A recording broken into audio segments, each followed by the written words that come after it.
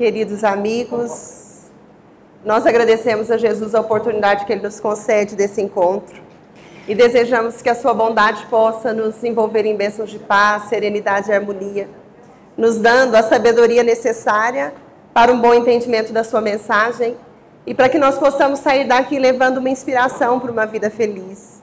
Porque sempre que nós nos encontramos em torno da doutrina espírita, para o encontro em torno das reflexões sobre Jesus, nós saímos mais ricos e inspirados, para que lá fora tenhamos melhores condições de êxito, de superação das dificuldades, de vitória sobre os acontecimentos difíceis. Como a semana visa refletir sobre o valor do livro espírita, pareceu-nos muito importante hoje refletirmos em torno de um tesouro que todos nós temos, e é o tesouro do Evangelho. E para nós chegarmos a pensar na riqueza que esse livro traz para nós, no significado que ele tem na nossa vida, é que nós vamos convidar os amigos a fazerem conosco uma viagem no tempo e a voltar aos dias apostólicos, para que nós possamos nos deter num episódio vivenciado por 2 discípulos de Jesus e que vão nos ajudar a pensar a maneira como naqueles dias as lições do Cristo eram vistas e na maneira como nós hoje no presente somos convidados a apreciá-las. Então nós convidamos os amigos e agradecemos aos amigos do Idefran que nos deram a oportunidade de fazer parte da equipe deles no grupo que estuda e junto convida os amigos a estudarem conosco as riquezas da doutrina espírita, e agradecemos em especial o convite que nos foi feito para essa noite e aos amigos aqui da Dona Nina que nos recebem sempre com muito carinho e com muito acolhimento. A narrativa é feita por Emmanuel nas páginas belas do livro Paulo Estevão. E ele vai nos dizer assim, que naqueles dias do passado, 2 amigos viajavam da cidade de Perge em direção à Antioquia de Pisídia. Eles já tinham vindo de uma jornada longa de pregação do Evangelho, de difusão da mensagem do Evangelho. Anteriormente, tinham viajado os jovens João Marcos, Barnabé e Paulo. Marcos, que mais tarde seria um dos autores do Evangelho que chegou para nós. Mas desse momento para frente, a viagem vai ser realizada apenas por Paulo e Barnabé.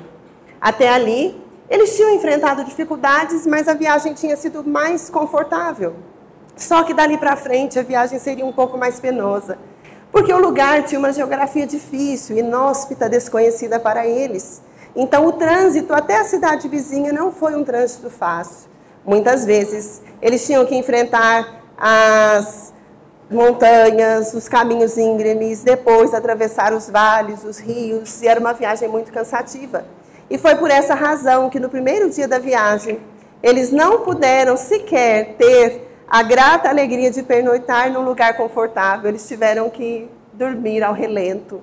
Mas no dia seguinte, no caminho, eles encontraram uma gruta. E depois da viagem do dia, eles puderam adentrar essa gruta para pernoitar. Mas a viagem, que era difícil do ponto de vista da sua transição, não impedia que aqueles corações fizessem o percurso com otimismo, com uma alegria espiritual invejável, porque eles viajavam se sentindo felizes de poderem ser parte dessa distribuição do que eles consideravam ser uma riqueza, que os outros mereciam também receber.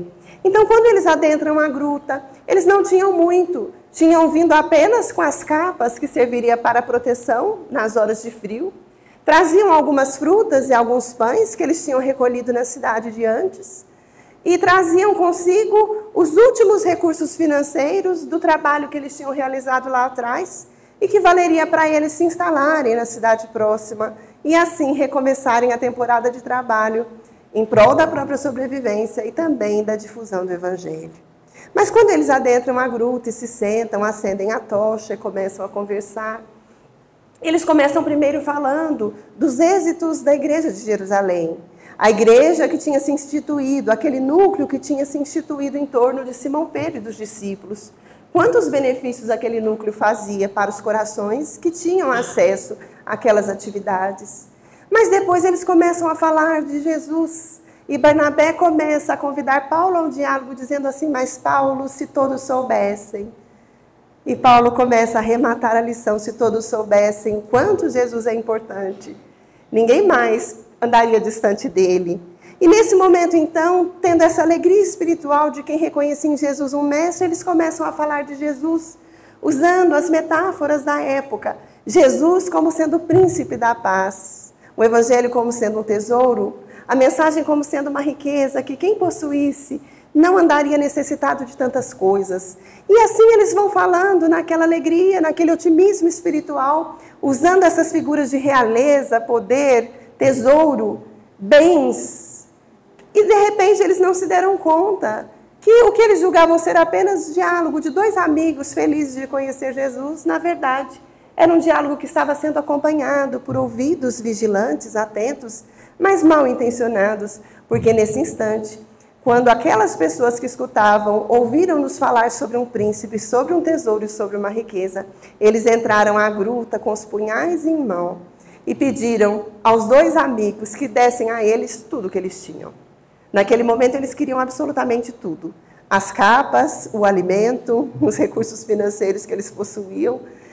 E Barnabé, trêmulo, sem saber o que fazer, sequer sabia tomar uma iniciativa rápida, mas Paulo, com uma presença de espírito admirável, disse: Barnabé, dê a eles tudo que nós temos. E Barnabé, então, com aquele imperativo, faz a tarefa de dar a esses ladrões o que eles tinham. Mas depois, antes de sair, aqueles homens acostumados com uma vida de criar impedimentos e embaraços para os outros, antes de sair, dizem o seguinte: mas nós ouvimos que vocês falavam de um príncipe, de um tesouro, de uma riqueza, que quem entrasse na posse dessa riqueza ficaria satisfeito por muito tempo. E nós queremos saber que príncipe que é esse. E eles viram naquela hora que os dois amigos, quando falavam de Jesus, estavam analisando os pergaminhos, que eram as primeiras anotações sobre a vivência do mestre. Eram as anotações que o evangelista Mateus, Levi, tinha feito. Eles tinham uma cópia, e como eles estavam com o pergaminho em mãos, os ladrões imaginaram que aquilo deveria ser o mapa do tesouro e pediram.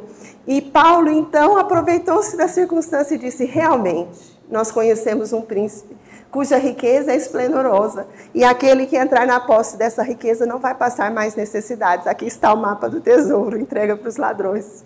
E os ladrões saem e ainda dizem o seguinte: agradeçam a Deus não vos termos tirado a vida. Porque isso era o que seria feito naquela hora. E sai apagando as tochas e vão embora, levando o evangelho de Jesus, imaginando que eles estavam, na verdade, levando a referência para encontrar um tesouro material. Mas na escuridão da noite, quando os amigos se deram realmente conta do que tinha acontecido, do risco ao qual eles tinham sido expostos, foi o momento em que eles começaram a meditar mais detalhadamente na situação. E Barnabé, ainda muito abalado pelo acontecido, disse para Paulo: mas veja, eles levaram tudo que nós tínhamos. Levaram as nossas capas, levaram as nossas frutas, levaram os pães de cevada, levaram o dinheiro que nós tínhamos. Como faremos? E Paulo disse para ele: Barnabé, realmente é ruim que isso tenha acontecido, mas veja só como Deus é bom. Ele até aqui nos permitiu falar do Evangelho de Jesus para corações que estavam à espera dele, mas agora ele nos permite falar, ou nos permite propiciar a corações que estavam nos descaminhos da vida, que eles pudessem conhecer o Senhor e de repente mudar a jornada. Deus é bom, não nos preocupemos. O amanhã vai nos revelar novas experiências e é provável que não vai ser difícil encontrar frutas da estrada e um alimento que nos sirva de sustento até chegar na cidade vizinha. E como nós estamos vindo dos grandes centros, quando nós chegarmos nesses núcleos mais distantes, nós poderemos trazer boas ideias no nosso campo de serviço. E eu retomo as tarefas de tecelão, você retoma as tarefas de oleiro, e assim tudo vai ficar bem. Barnabé se consolou um pouco na segurança do amigo, adormeceu. Mas quando o dia nasceu, o apóstolo Paulo percebeu que Barnabé estava profundamente amargurado.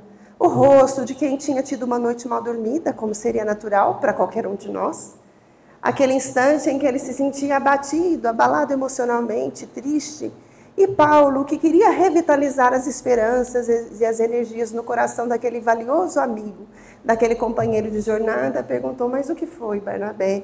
E Barnabé então disse: Paulo, realmente dói em nós que eles tenham levado tudo, mas o que me incomoda não é que eles tenham levado os nossos pães, as frutas ou as capas. me custa pensar que eles levaram o Evangelho de Jesus. E veja só, embora nós estejamos com o registro das lições do Cristo dentro do nosso coração e da nossa mente, sempre tem um momento na vida em que nós temos necessidade nova de descedentarmos nessa fonte, de nos orientarmos de novo por essas lições, de procurarmos de novo essas referências, essas diretrizes, e como nós faremos. Eles levaram o nosso Evangelho, por isso a tristeza do discípulo. Aqui, cabe para nós uma análise importante, para nós hoje, que é tão habitual termos livros em nossas mãos, ou acessarmos conteúdos diversos pela tela de um celular ou de um computador. É difícil imaginar por que naquele dia aquele coração estivesse tão amargurado porque alguns pergaminhos tivessem sido roubados. Mas nós devemos lembrar que o acesso às Escritas era um acesso muito restrito. E naqueles dias em que o Evangelho não estava ainda consolidado, para que aqueles amigos pudessem obter nova cópia, eles teriam que fazer a viagem de volta a Jerusalém, ou encontrar no caminho alguém que tivesse a felicidade de possuir a sua própria cópia do Evangelho. Então não era uma preocupação banal ficar sem o recurso da leitura, ficar sem o recurso do livro em mãos. Era algo que causava dor e sofrimento com justa razão, porque eu também me sentiria triste se naqueles dias de acesso tão difícil os livros estivessem distanciados de mim, porque eu amo ler, é o presente que eu mais gosto de ganhar na minha vida, é livros. Nesse momento, então, o que acontece? Quando ele está triste assim, Paulo vai dizer, mas Barnabé, quanto a isso, não se preocupe. E ele desabotoa as dobras da túnica. E naquele instante ele retira, bem de próximo do coração, uma cópia do Evangelho de Jesus que ele trazia junto do coração. Ele vai dizer, Barnabé, este é o tesouro que eu ganhei do meu mestre Gamaliel, o rabino Gamaliel. E Gamaliel ganhou de Simão Pedro quando foi à igreja do caminho em Jerusalém visitar as iniciativas daqueles irmãos. Simão Pedro deu a ele, e antes de partir ele me deu esse tesouro, e eu trago bem próximo do coração. Quanto a isso, Barnabé, não se preocupe, o tesouro ainda está assegurado, porque de fato nós podemos ficar longe de muita coisa, mas nada faria mais falta para nós do que as lições de Jesus, ou do que o amor de Jesus Cristo, se não estivesse junto do nosso coração. A narrativa daqueles dias apostólicos vai ter outros desdobramentos lindíssimos, preciosos, com lições importantes para nós, mas fica o convite que depois cada um, se puder ou se interessar, leia o livro Paulo Estevão. Mas hoje aqui nós vamos parar apenas nessa narrativa. Para Barnabé e para Paulo, o Evangelho era um tesouro. Mas o que é um tesouro? É uma riqueza. É algo precioso que alguém possui e do que não deseja abrir mão. Então o Evangelho tinha para eles o valor de um bem muito precioso do qual eles não queriam abrir mão. As capas fariam falta, mas não doíam. O alimento faria falta, mas não era o mais importante. O Evangelho faria falta, e se eles não tivessem, eles não andariam tão felizes. Se nós fôssemos transpor a lição para o nosso dia a dia, nós vamos ver que aos poucos nós também vamos aprendendo a reconhecer este arcabouço de luz como um tesouro na nossa vida. Por quê? Apenas porque ele nos fala das vivências de Jesus? Só por isso ele já seria uma riqueza. Saber que Deus enviou à terra o seu Filho, nosso modelo, nosso guia, nosso irmão, para nos ensinar o caminho do bem, para nos ensinar o caminho do amor, já seria por si mesmo uma riqueza. Mas aos poucos nós vamos compreendendo que o Evangelho é uma riqueza à medida que nós vamos vivendo as nossas próprias experiências. São naquelas circunstâncias do caminho em que eu sou convidada a amar e o amor me parece difícil, é que nós voltamos o pensamento para Jesus e entendemos o sentido da lição. É naquela hora em que algo não dá certo, um sonho que se desfaz, uma frustração, um projeto que não deu certo, um plano que se desfez, e o coração fica sofrido, fica doído, angustiado. Nós nos sentimos incapazes de prosseguir, de recomeçar ou de sonhar de novo, sem saber exatamente como seguir, e voltamos os olhos para o Evangelho e entendemos o sentido da lição da fé, que é um convite a recomeçar, é um convite a nos darmos uma nova chance, a fazermos das experiências que não deram certo lições para que novas experiências possam chegar ao nosso coração.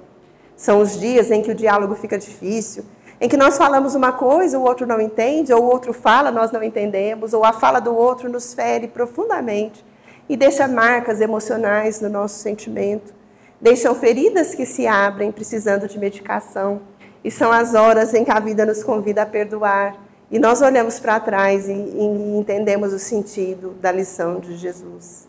À medida que nós vamos vivendo as nossas próprias experiências, em que os embates da vida vão chegando para nós, em que as lições vão nos convidando à superação daquelas horas difíceis, nós vamos entendendo melhor a riqueza do Evangelho e a aplicação, o seu senso prático, o seu senso diretivo na nossa vida. Então, no passado, os discípulos tinham essa percepção, e foi isso que o apóstolo Paulo e Barnabé, naquela hora, deixou claro para eles. Sem uma direção, quem poderia ser feliz? Sem um roteiro amigo, sem alguém que nos apontasse o caminho, quem teria chances de vitória ou de superação? Então, o Evangelho, quando bem entendido, passa a ser visto por nós como uma riqueza, que nós vamos aprendendo aos poucos a reconhecer o seu valor. No nosso primeiro contato, nem sempre nós reconhecemos de imediato. O primeiro contato com o Evangelho ainda é um contato estranho, em que nós começamos a ver uma figura de um mestre diferente, de quem se fala alguma coisa, que impactava num sentido, arrebanhava as multidões, mas para nós ele ainda é distante. Mas à medida que nós voltamos para aquelas páginas ou para aqueles textos, tudo muda de figura. À medida que nós crescemos, o Evangelho cresce diante dos nossos olhos.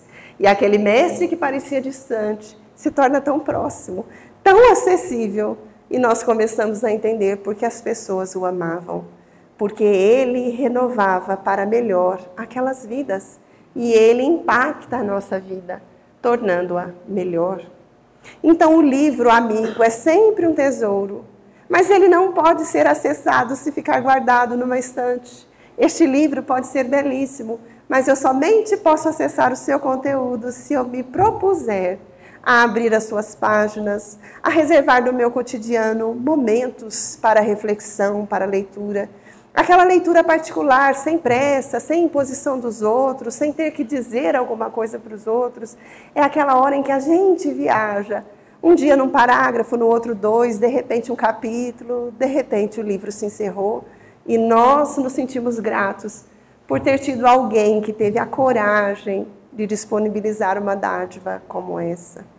Então, naqueles dias em que Paulo e Barnabé vivem essa experiência, os evangelhos não estavam constituídos.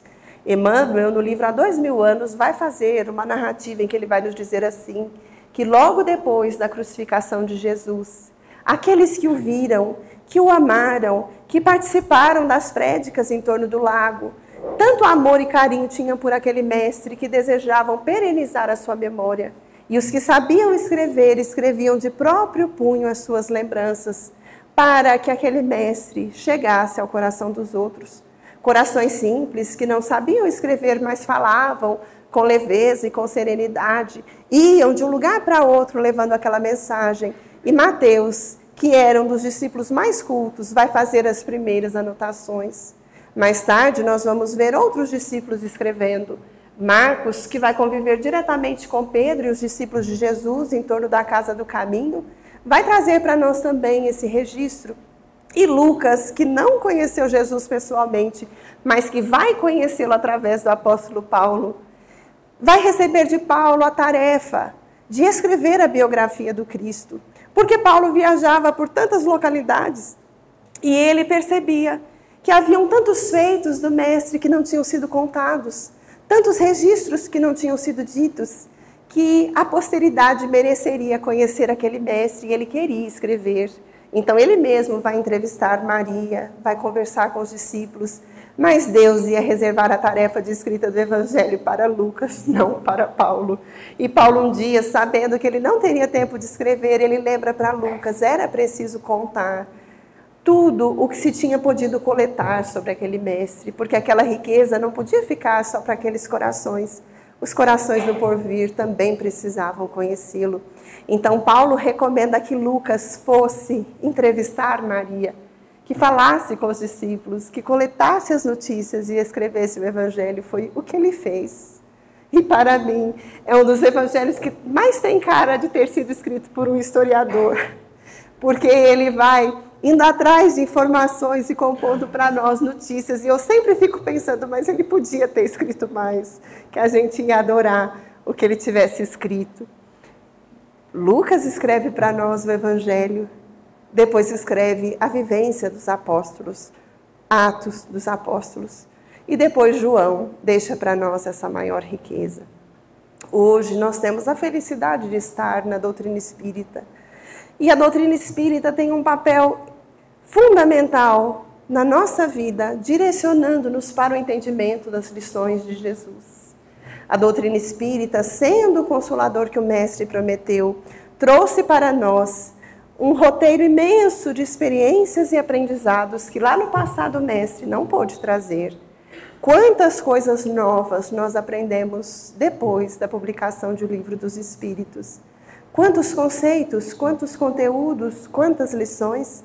Mas foi essa mesma doutrina espírita que nos revelou um universo novo de aprendizado e de lições que também nos ajudou a entender Jesus. O Evangelho segundo o Espiritismo não é um evangelho à parte, escrito pela doutrina espírita para trazer um novo conhecimento sobre o Mestre. Não é um Mestre diferente o que a doutrina espírita apresenta. É o mesmo Mestre que Lucas amou, é o mesmo Mestre que Paulo viu, é o Mestre que Barnabé se encantou, é o Mestre com quem Pedro conviveu. Mas a doutrina espírita vai nos ajudando a entender as suas lições. Por isso, Allan Kardec, quando, sob inspiração dos Espíritos, escreveu o Evangelho segundo o Espiritismo, na primeira página, ele direcionou a nossa atenção e o nosso olhar, dizendo-nos que o Evangelho segundo o Espiritismo não se ocuparia de relatar as lições, as vivências do Mestre, as discussões teológicas, as discussões em torno de acontecimentos históricos ou não históricos daquela época. A doutrina espírita se ocuparia de pensar o conjunto das lições morais que Jesus nos deixou, porque elas fazem diferença na nossa vida. Conhecer o Mestre faz diferença, mas conhecer o sentido da sua proposta nos renova. Então, o Evangelho segundo o Espiritismo é um tesouro que nos ajuda a sentir, a encontrar e a reconhecer nas lições de Jesus.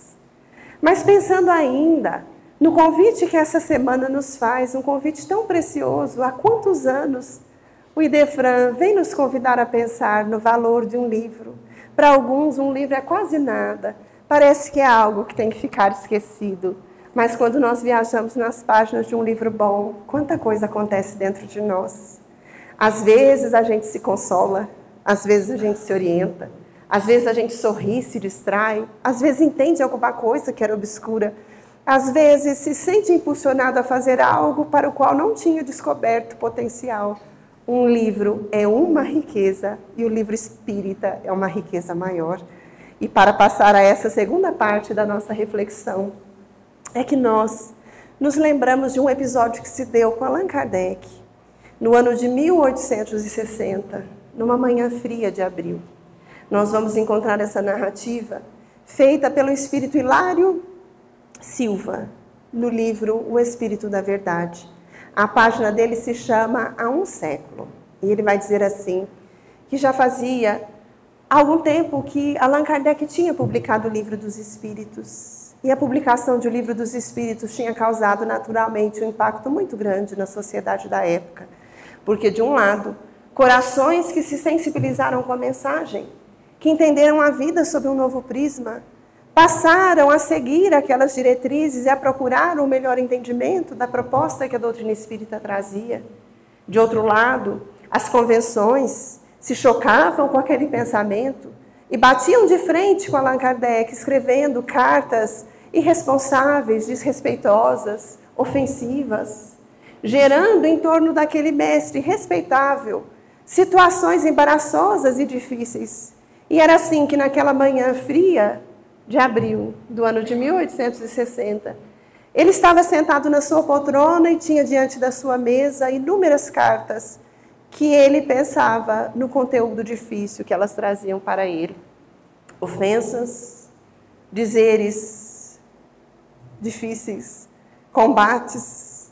E o seu estado de alma era um estado naturalmente sofrido, porque, embora ele tivesse consolidado a Sociedade de Estudos Espíritas de Paris, embora os êxitos da mensagem que o Livro dos Espíritos tinham trazido fossem grandiosos, faltava recursos para que ele pudesse implementar a obra que os espíritos amigos tinham no convidado para colocar em prática. Os recursos financeiros escasseavam, as cobranças eram muitas, a oposição era imensa, ao lado de corações que o recebiam com muito carinho, com muito entendimento. Então, naquela manhã, o seu estado de alma era de muita preocupação. E quando ele está nesse momento, vivendo essa experiência de ter que responder aquelas cartas tão difíceis, sua esposa, Amélie, traz para ele um pacote endereçado a ele. Quando ele abre o pacote, vinha uma correspondência explicando o conteúdo do pacote. E a correspondência dizia, mais ou menos assim, em outros termos: estimado senhor Allan Kardec, minhas saudações respeitosas, eu gostaria de lhe contar a minha história. E o jovem que escrevia para ele vai narrar a própria história, dizendo: ele era encadernador em Paris desde a meninice. Vivia feliz, tinha o seu trabalho, realizava suas funções, e fazia 2 anos que ele tinha encontrado aquela que resumia as esperanças do seu coração. Ele tinha se casado com aquela pessoa que ele amava profundamente. Mas há cerca de alguns meses atrás, uma enfermidade sorrateira tinha levado a esposa para a vida maior e ele entrou em desespero. Ele, que era um homem correto, que trabalhava diariamente, que prezava pelo cumprimento das suas funções, que amava aquele ser querido, de repente se via no abismo da saudade, da ausência de respostas, da solidão. Todos nós aqui já nos despedimos de um ente querido. E quem se despede de um ente querido vê dentro de si abrir um abismo que parece que nada mais vai preencher. Por mais que nós tenhamos conhecimento, dizer adeus dói. Por mais que nós queiramos não chorar ante a ausência do ser querido, as lágrimas são vertidas do nosso coração para os nossos olhos. E nós nos perguntamos: mas por que tão cedo? Porque agora, todo o tempo do mundo ao lado desse ser querido para nós seria pouco. Então era isso que aquele jovem vivia naquele momento. A angústia da saudade, as indagações, o saber como iria recomeçar a própria vida. Então ele começa a dizer para Allan Kardec que o impacto da perda da esposa tinha sido tão grande que ele não conseguia sequer ir ao trabalho e começou a faltar do trabalho. E o chefe, que era compreensivo, mas que necessitava cumprir deveres, começou a cobrá-lo e ele não conseguia corresponder. E muitas vezes no caminho do trabalho ele passava em frente ao Sena e pensava: mas não seria melhor desistir de tudo? Deixar de viver no mundo para o qual ele não saberia mais onde encontrar a alegria para o seu coração?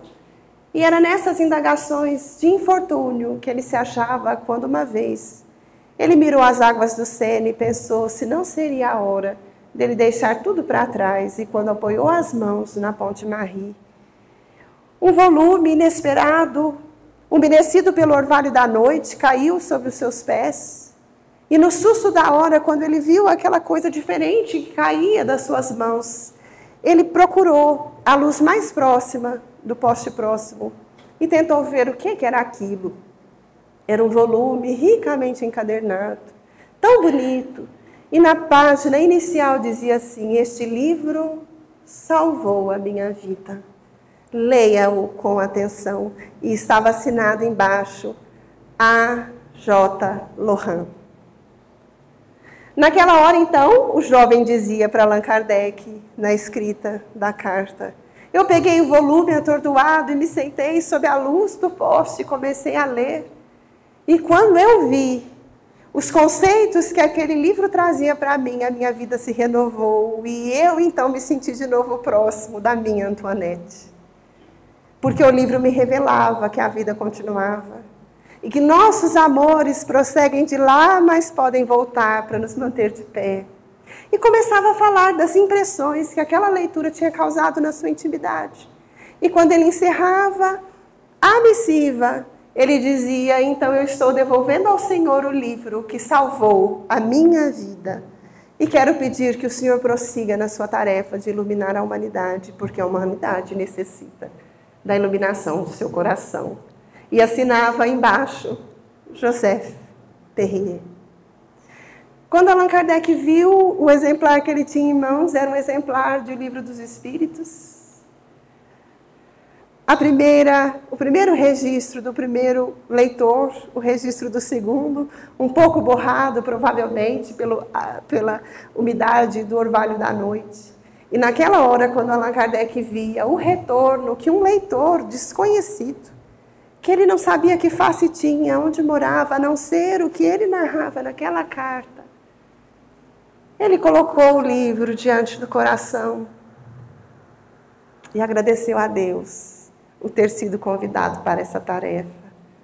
E depois, abrindo a janela, naquela manhã fria de Paris, ele observou os transeuntes que passavam apressados, operários que tinham que lutar para ganhar o pão, mães de família que tinham que conduzir os seus filhos, pessoas que talvez tivessem as suas aflições ou as suas buscas, a sua sede de renovação.